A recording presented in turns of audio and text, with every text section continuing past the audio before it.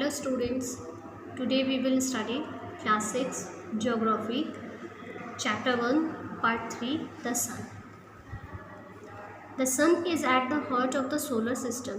Although it is just a medium sized star, it is giant in comparison to other members of the solar system. Its diameter is more than 100 times the Earth's diameter, and its weight 300,000 times more than the Earth. The sun is about 150 million kilometers away from the Earth. Light from the sun takes about 8 minutes to reach us. For understanding this passage, come to page number figure 1.3. Sun is the heart of solar system. Solar system का heart माना जाता है, कहा जाता है सन को, और ये मीडियम साइज स्टार है इन कंपैरिजन ऑफ अर्थ के कंपैरिजन में medium size star other member जो सोलर सिस्टम है उन सभी में देखा जाए तो मीडियम साइज का स्टार है, बट ये काफ़ी बड़ा है, जाइंट स्टार है. And comparison to earth diameter 100 times अधिक होती है सन की diameter comparison to earth, and इसका वेट जो है 300,000 टाइम्स ज़्यादा होता है अर्थ के वेट से, सन का वेट. एंड सनलाइट अर्थ तक पहुंचने में 8 मिनट लेती है.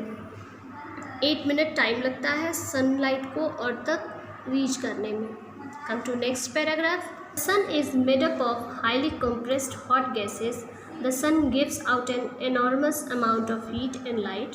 This makes life possible on Earth.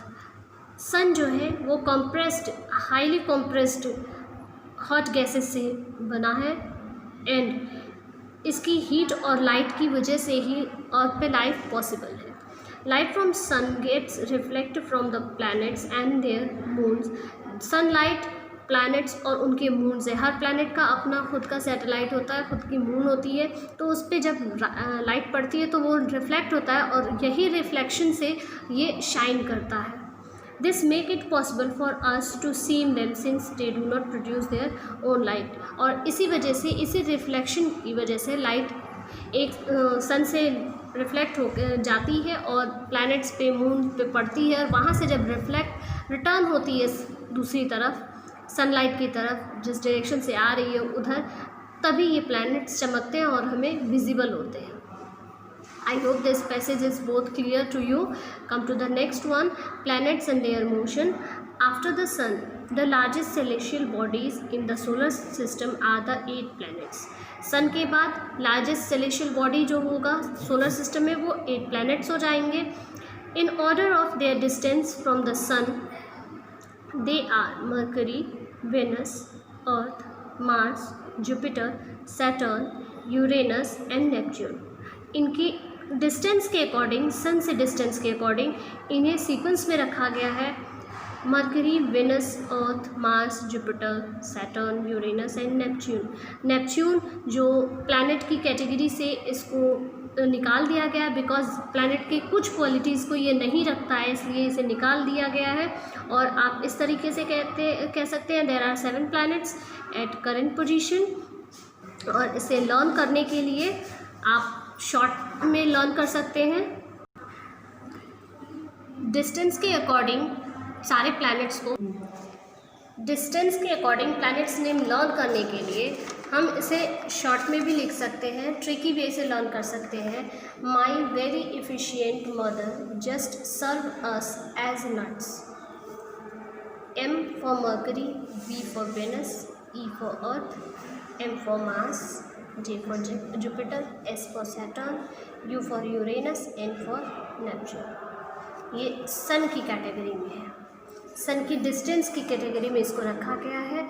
Distance जैसे है सन के पास जो है, उस प्लैनेट्स का नेम ऐसे रखा गया. ये शॉर्ट वे है आपको लर्न करने का. My very efficient mother just serve us as nuts. Planets are spherical in shape. Apart from its moons, there are no independent bodies near a planet that move around the sun. Planets जो है spherical shape में है, circular shape में नहीं है, spherical shape में है। Apart from its moon there are no independent bodies near a planet. सिर्फ मून के अलावा कोई और इंडिपेंडेंट बॉडी नहीं है, कोई ऐसी अदर सेलेस्टियल बॉडी या कोई भी चीज़ें ऐसी नहीं हैं जो उनके पास हो, जो सन के चारों तरफ मूव करे। सिर्फ उनका खुद का मून, उसके अलावा कुछ नहीं। Mercury, Venus, Earth and Mars are made up of rocks. Jupiter, Saturn, Uranus and Neptune are huge planet made up of gases and liquids. इसमें अब जितना भी आपने 8 प्लैनेट्स के बारे में ऊपर पढ़ा है, उसमें मर्करी, वीनस, अर्थ और मार्स जो है वो रॉक पार्टिकल से बनी हुई हैं, रॉक से बनी हुई हैं। और जुपिटर, सैटर्न, यूरेनस, नेपच्यून जो है वो गैसेस और लिक्विड से मेडअप हुए हैं, बने हैं। Jupiter is giant of the solar system, is the big enough to contain over 1300 globes the size of Earth। Means Jupiter जो है सोलर सिस्टम का जाइंट प्लैनेट है, सबसे बड़ा प्लैनेट है। सन के बाद जुपिटर है जो सबसे बड़ा है, और ये 1300 globes the size of the earth. Earth की ग्लोब साइज़ जितनी होती है, जितनी हम पढ़ते हैं साइज़ अर्थ की, उससे 1300 ग्लोब्स की साइज़ के बराबर है। आप फिगर में भी देख सकते हैं 1.3 में, यहाँ पे आप देख सकते हैं ये अर्थ है और 1300 ग्लोब्स के कंपैरिजन में बता रहा है कि यहाँ पे अर्थ और जुपिटर की कंपैरिजन की जा रही है, जो बिल्कुल कंपैरेटिबल नहीं है, दोनों का डिफरेंट है साइज़। और यहाँ जुपिटर देखिए सबसे बड़ा प्लैनेट है, बिगेस्ट प्लैनेट बोलते हैं इसको, largest planet of solar system is Jupiter. Planets can be easily identified. Venus is the brightest planet. कुछ planets ऐसे हैं जो easily उसमें पहचाने जा सकते हैं, जैसे Venus है, वो सबसे ज़्यादा चमकता है इसलिए हम उसे easily पहचान सकते हैं। Mars look red and is called the red planet. Mars जो लाल दिखता है, 4th planet, उसे red planet भी बोलते हैं। If you look at Saturn through a telescope you will see rings around the planet. अब नेक्स्ट आए सैटर्न पे, तो सैटर्न को जब हम टेलीस्कोप से देखते हैं तो उसके चारों तरफ रिंग्स दिखते हैं। The rings made up of dust particle, rocks and ice. और ये जो रिंग है वो डस्ट पार्टिकल, छोटे छोटे कणों से, रॉक्स से एंड आइस से बना हुआ है। There are rings around Uranus, Jupiter and Neptune too। और इसके साथ ही यूरेनस, नेपच्यून और जुपिटर, इसके चारों तरफ भी ये रिंग्स दिखते हैं, बट ये रिंग्स बहुत थिक नहीं होते हैं, जो यहाँ पे फिगर पे इसलिए शो नहीं किया गया, ये लाइट रिंग्स होती हैं। The word planets come from a Greek word which means wanderer। This is a fitting description of the planets because they are constantly in motion. The planets have 2 types of motion, revolution and rotation। अब ये planet शब्द कहाँ से है? तो planet word जो है वो ग्रीक वर्ड है जिसका मतलब होता है wanderer। wanderer मीन्स घूमने वाला। अब घूमने वाला इसको क्यों कहा जाता है, planet क्यों कहा गया है? Because each and every planets always move in its axis. ये जितने भी प्लैनेट्स आपने देखे हैं, अभी 8 ये प्लैनेट्स देखा है, ये सब सारे के सारे प्लैनेट्स अपनी एक्सिस पे ये मूव करते रहते हैं, ये स्टॉप नहीं होते हैं, इसलिए इसे वॉन्डरर कहा गया है, प्लैनेट कहा गया है। और इनकी मोशन जो है वो 2 टाइप की होती है, rotation and revolution. Rotation and revolution. So let's study what is revolution. Revolution. All planets revolve around the sun in the anti-clockwise direction. Each planet revolves in its own slightly elliptical path called orbit. An ellipse looks like an elongated circle. All planets revolve around the sun in the anti-clockwise direction. See the picture. If this is Earth. If we consider this is Earth, अगर इसे अर्थ मानते हैं तो clockwise, anti clockwise बता दें आपको। Clockwise direction जो है वो आपकी यहाँ से होगी लेफ़्ट टू राइट। जैसे क्लॉक में आपकी सारी हैंड्स मूव करते हैं, आवर हैंड, मिनट हैंड, इस डायरेक्शन में होगी, ये होगा जो मैं एरो का हेड बना रही हूँ, ये आगे हेड एंड ये क्लॉकवाइज डायरेक्शन है, anti clockwise just opposite to this, anti clockwise ये अपोजिट डायरेक्शन में मूवमेंट अपोजिट हो जाएगी, anti clockwise. Clear? This is clockwise direction and this anti clockwise.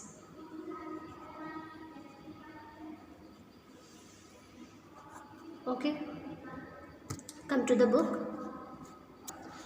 Each planet revolve in its own slightly elliptical path.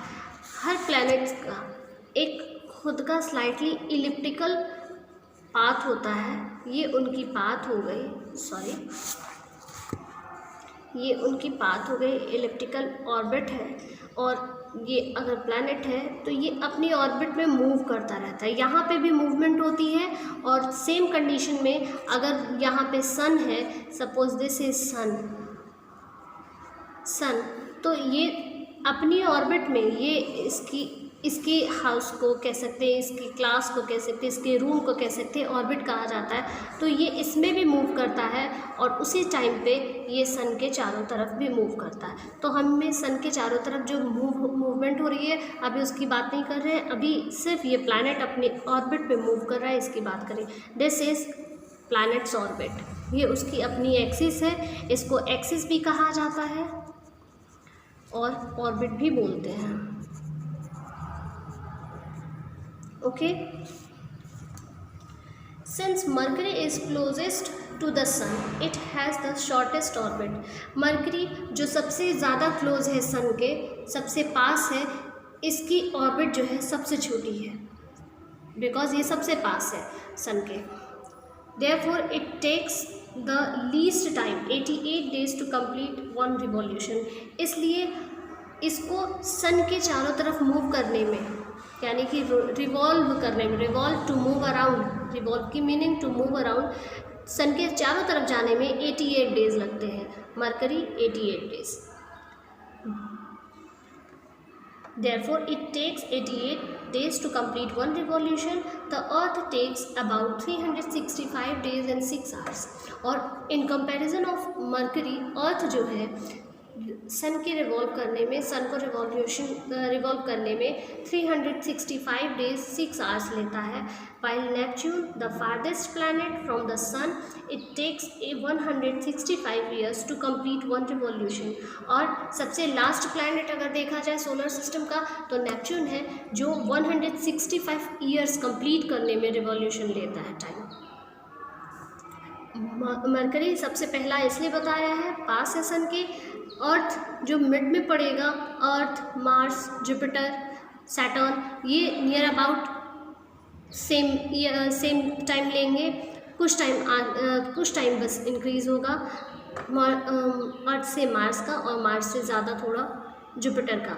लेकिन सबसे ज़्यादा time लेती है Neptune, 165 years to complete one revolution. Mercury 88 days to complete its one revolution, Venus 228 days, Mars Earth 365 days, Mars 2 years, Jupiter 11.86 years, Saturn 29.4 years, Uranus 84.02 years and Neptune 164.79 years। ये revolution time है, हर planet कितना time लेता है अपना one revolution complete करने में। Come to the next one, rotation. Apart from revolving around the sun, each planet spin और rotate about its axis. Means the Earth's axis is the imaginary line joining the North Pole and the South Pole through the center of the Earth. From above the North Pole, the Earth appears to rotate in the anti-clockwise direction. This means that a place on the west side of the Earth appears to go towards the east. अब यहाँ पे बात हो रही है rotation की। Rotation जो apart from revolving around the sun, जो अभी सन के चारों तरफ मूवमेंट की बात की गई है, तो उसके साथ साथ प्लैनेट्स अपने एक्सिस पे भी मूव करते हैं। जो अभी मैंने आपको लास्ट पढ़ाया है टॉपिक पे रिवॉल्यूशन, उसमें मुझसे एक मिस्टेक हो गई है, मैंने आपको ऑर्बिट बता दिया था, ऑर्बिट गलत बता दिया था। प्लैनेट जो है ये अपने एक्सिस पे मूव करता है, दिस इज़ प्लैनेट्स एक्सिस। और जब ये सन के चारों तरफ मूव करता है, दिस इज़ ऑर्बिट। ये ऑर्बिट हो जाएगी और ये इसका एक्सिस होगा।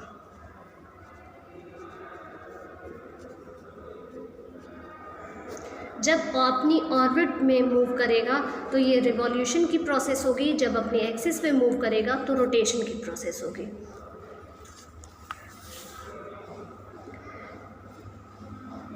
The earth axis is the imaginary line.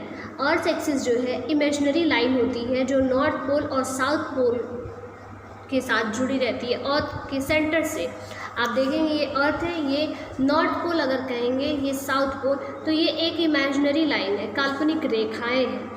From above the north pole the earth appears to rotate in the anti clockwise direction. North poles की अगर बात करें, मैं फिगर से सिर्फ समझा रही हूँ, ज़रूरी नहीं कि ये नॉर्थ पोल हो।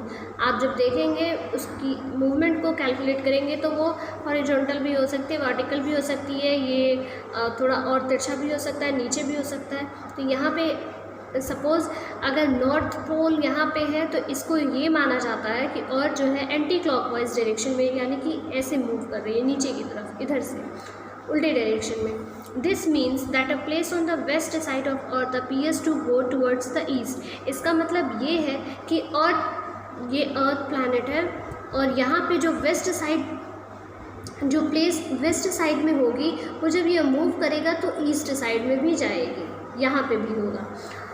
On a road trip if you go from west to east, distant object like mountain seems to move from east to west। जब आप रोड ट्रिप पे जाते हो तो वेस्ट, अगर आप वेस्ट से ईस्ट की तरफ जाएंगे तो दूर की चीज़ें आपको लगेगा कि आपके अपोजिट डायरेक्शन में जा रही हैं। मीन्स कि अगर आप वेस्ट टू ईस्ट मूव कर रहे हो by train, by bus, by car, तो चीज़ें जो स्टिल वहीं पे है, आपको लगेगा वो ईस्ट टू वेस्ट मूव कर रही हैं। आप यहाँ पे यहाँ से जा रहे हो, यहाँ से आगे की तरफ ऐसे बढ़ रहे हो अपने ट्रेन से, बस से, कार से, और यहाँ पे कोई अगर ट्री है तो आपको लगेगा वो ट्री मूव कर रही है आपके अपोजिट डायरेक्शन में। यही कॉन्सेप्ट आप अर्थ की रोटेशन को समझ सकते हैं इससे, North Pole and South Pole. Similarly, since the Earth rotates from west to east, the Sun appears to move from east to west. इसी तरीके से जब अर्थ रोटेट करता है वेस्ट टू ईस्ट, और सन, ऐसा लगता है कि सन जो है वो ईस्ट टू वेस्ट मूव कर रहा है, but sun is still constant. बस सन नहीं मूव करता है, अर्थ मूवमेंट होती है और हमें लगता है कि सन भी मूव कर रहा है। A day on a planet is the time taken by it to complete one rotation. The earth completes a rotation in about 23 hours and 56 minute. Earth जो है एक दिन पूरा प्लैनेट कंप्लीट करने में लेता है रोटेशन, और जो है 23 hours 56 minute one rotation complete करने में लेता है। मींस अपनी एक्सिस में, अपनी ही जगह पे ये घूमने में, अपनी ही प्लेस पे ये मूव करने में 23 आवर्स 56 मिनट लेता है। And Jupiter rotates the faster. Jupiter earth के कंपैरिजन में जुपिटर जो है ज़्यादा टाइम, बहुत जल्दी मूव करता है, बहुत जल्दी रोटेट करता है, 9 आवर्स 55 मिनट में ये मूव करता है। And thus it has the shortest day, इसलिए जुपिटर पे दिन छोटे होते हैं। Venus takes the longest time. Venus, उसकी कंपैरिजन में विनस पे आ जाइए, जो सेकंड प्लैनेट है, ये ज़्यादा टाइम लेता है जुपिटर के कंपैरिजन में और अर्थ के कंपैरिजन में। As a day on Venus is as long as 240 days on earth. Means earth पे जाए तो 243 डेज जितना होगा, यानी कि आपकी नियर अबाउट रिवॉल्यूशन कंप्लीट होती है अर्थ पे, और विनस का रोटेशन कंप्लीट होता है 243 डेज में। So I hope you all were clear about sun, planets and their motion. We will meet in our next class with the topic Earth, a unique planet.